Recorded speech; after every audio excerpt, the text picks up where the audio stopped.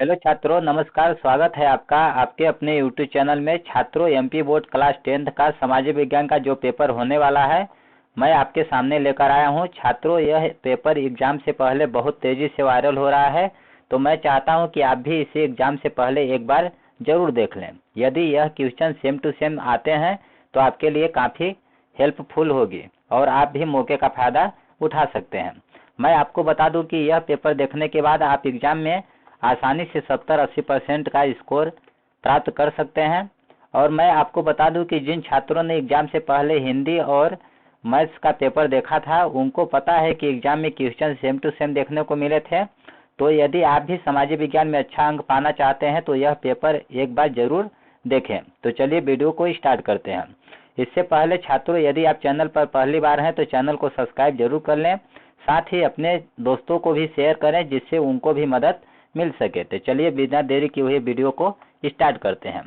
यहाँ पर देखिए कुछ दिशा निर्देश दिए गए हैं। निर्देश को आपको अच्छी तरह से एग्जाम से पहले रीड कर लेना है। अब चलिए डायरेक्ट हम लोग ऑब्जेक्टिव देखते हैं क्या दिया गया है। देखिए, फर्स्ट नंबर दिया गया है सही विकल्प चुनिए। ठीक, पहला नंबर दिया गया है स्थायी वनों का सर्वाधिक क्षेत्र किस प्रदेश में है।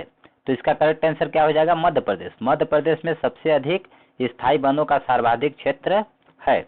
अगला देखिए क्या है, मध्य प्रदेश किस खनिज के उत्पादन में भारत में प्रथम स्थान है। तो किस खनिज के उत्पादन में प्रथम स्थान रखता है मध्य प्रदेश? हीरा। इसका करेक्ट आंसर क्या हो जाएगा? 2 नंबर। अगला देखिए है 1834 में प्रसा में स्थापित हुए जाल वेराइन का संबंध किससे है। तो इसका करेक्ट आंसर क्या हो जाएगा? शुल्क संघ। ठीक, आपको याद रखना है।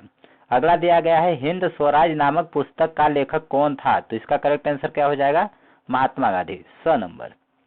अगला देखिए है श्रीलंका की आबादी में ईसाई लोगों का हिस्सा कितना प्रतिशत है। तो कितना प्रतिशत है? 7%, 7%। ठीक, अगला देखिए, अगला दिया गया है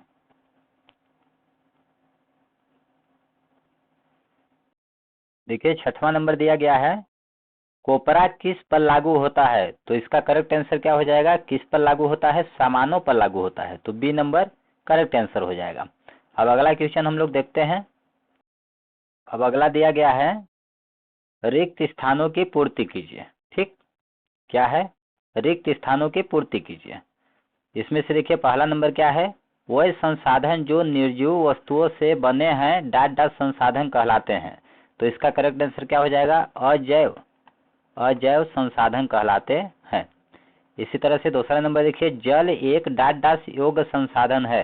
तो जल एक कैसा है? नवीकरणीय योग्य संसाधन है। तो लिखना है आपको नवीकरण। ठीक, नवीनीकरणीय। इसी प्रकार से तीसरा है कर्तन दहन प्रणाली को छत्तीसगढ़ में डॉट डॉट कहा जाता है। तो छत्तीसगढ़ में क्या कहा जाता है? इसे हो जाएगा आपका आंसर दीपा। आपको याद रखना है। अगला देखिए क्या है, असहयोग खिलाफत आंदोलन डॉट डॉट में शुरू हुआ। तो यह कब शुरू हुआ था? जनवरी 1921। ठीक, क्या हो जाएगा आपका? जनवरी 1921। आगे देखिए क्या है 1885 में यूरोप के ताकतवर देशों की डॉट डॉट में बैठक हुई। तो यह बैठक कहाँ पे हुई थी? बर्लिन में हुई थी। आपको याद रखना है बर्लिन। ठीक, अगला देखिए क्या आया है, भारत में डॉट डॉट सरकार ज्यादा शक्तिशाली है। तो भारत में केंद्र सरकार ज्यादा शक्तिशाली है। ठीक, आपको भरना है केंद्रीय। आगे देखिए है 7वां नंबर डॉट डॉट क्षेत्र के श्रमिक वस्तुओं का उत्पादन नहीं करते हैं। तो इसका क्या हो जाएगा? तृतीयक। तो आपको इस प्रकार से याद रखना है। अब अगला क्वेश्चन हम लोग देख लेते हैं। अब अगला देखिए प्रश्न क्या दिया गया है, 3rd नंबर सही जोड़ी बनाइए। सही जोड़ी का मिलान करना है।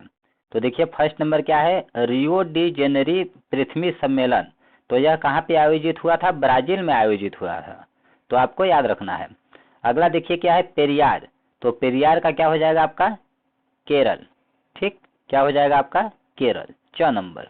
इसी प्रकार से आगे चाय, चाय सबसे अधिक कहाँ होता है? असम में। ठीक, अब आगे देखिए इसी प्रकार से सांता क्रूज, तो सांता क्रूज कहाँ पर स्थित है? मुंबई। इसका करेक्ट आंसर क्या हो जाएगा? अंगा नंबर। अब आगे विदेशी निवेश एवं विदेशी व्यापार को प्रोत्साहन करना, तो इसका करेक्ट आंसर क्या हो जाएगा? क्या कहलाता है? उदारीकरण कहलाता है, तो ख नंबर हो जाएगा। अब आगे देखिए क्या बचा है? मानकीकरण, तो मानकीकरण का क्या हो जाएगा? ग नंबर, भारतीय मानक संस्थान। ठीक, तो आपको इस प्रकार से अच्छी तरह से इसको याद रखना है। अगला आगे देख लेते हैं हम लोग। अब इसी प्रकार से देखिए चौथा नंबर, एक शब्द या वाक्य में उत्तर दीजिए। ठीक, पहला क्या है? रेगर या कपास वाली मिट्टी को क्या कहते हैं? तो इसको क्या कहते हैं? काली मिट्टी। आपको याद रखना है, क्या हो जाएगा? काली मिट्टी। ठीक, अगला देखिए क्या है? मेघालय की राजधानी बताइए। तो मेघालय की राजधानी क्या है? मेघालय की राजधानी क्या है? शिलांग, शिलांग। ठीक, इसी प्रकार से तीसरा क्या है? वायु परिवहन का राष्ट्रीयकरण किस वर्ष में किया गया? तो वायु परिवहन का राष्ट्रीयकरण किस वर्ष में किया गया था? सन 1953 में। आपको याद रखना है। अगला है शक्ति चलित बेलनाकार प्रेस को किसने बनवाया था? तो किसने बनवाया था? इसका आंसर क्या हो जाएगा? रिचर्ड एम हो,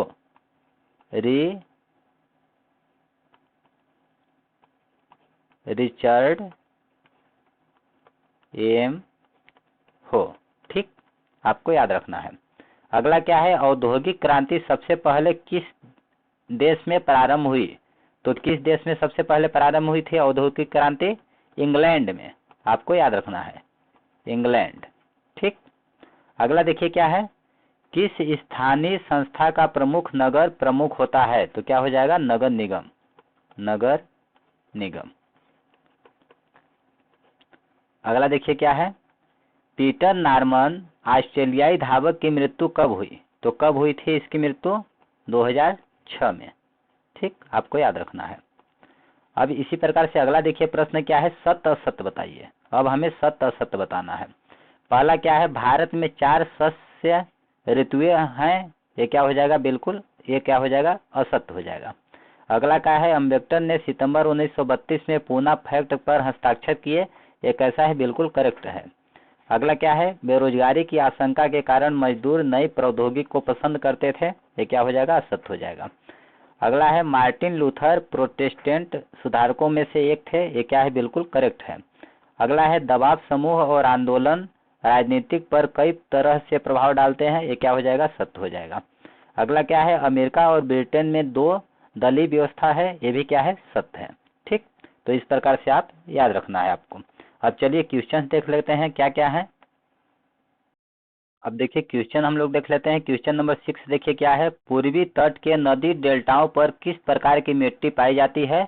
इस प्रकार की मिट्टी की प्रमुख विशेषताएं क्या है? आपको लिखना है। अथवा में क्या दिया गया है? भारत में पाई जाने वाली मिट्टियों के नाम लिखना है। ठीक, इसी प्रकार से 7वां नंबर, 8वां नंबर देखिए, जल्दी जल्दी आपको दिखा देते हैं सारे क्वेश्चंस। देखिए 8वां नंबर, 9वां नंबर दिया गया है, 10वां नंबर, 11, 12, 13, 14, 15, 16, ये हो जाएगा आपका 17, 18, 19 और 20, 21, 22 हो गया आपका और 23। ठीक, तो ठीक है छात्रों, आपको इन सभी प्रश्नों को अच्छी तरह से पढ़कर एग्जाम में जाना है। और छात्रों पेपर और एग्जाम से पहले एक और पेपर बहुत तेजी से वायरल हो रहा है, जिसका वीडियो के डिस्क्रिप्शन में लिंक दिया गया है, तो आप उसे भी एक बार जरूर देख लें। जब दोनों पेपर को आप देख लेंगे तो आप सभी प्रश्नों को आप अच्छी तरह से कवर कर पाएंगे, एग्जाम में लिख पाएंगे और आप एग्जाम में अच्छे अंक प्राप्त कर सकते हैं। एग्जाम की बहुत बहुत शुभकामनाएं आपको। धन्यवाद। Best of luck.